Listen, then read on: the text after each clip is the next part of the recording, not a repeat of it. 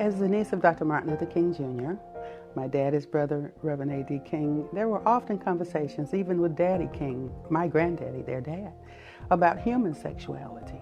And we were always taught, let's do God's way. Now, everybody maybe had to struggle with that in our bloodline anyway. Maybe we're the only human beings on the planet that ever had to struggle with truth, but we did.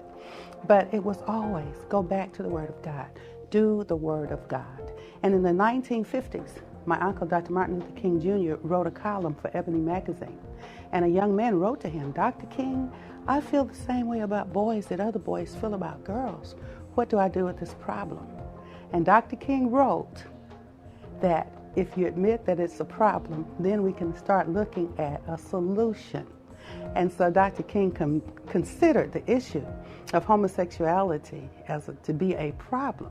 Now, he hired an openly gay member of his staff, Bayard Rustin. He didn't hire him because he was gay. He hired Mr. Rustin because Mr. Rustin could do the job. But it is publicly known that Bayard and my uncle had a discussion, or many discussions actually, and said, Dr. King, I want you to embrace my problem, my movement.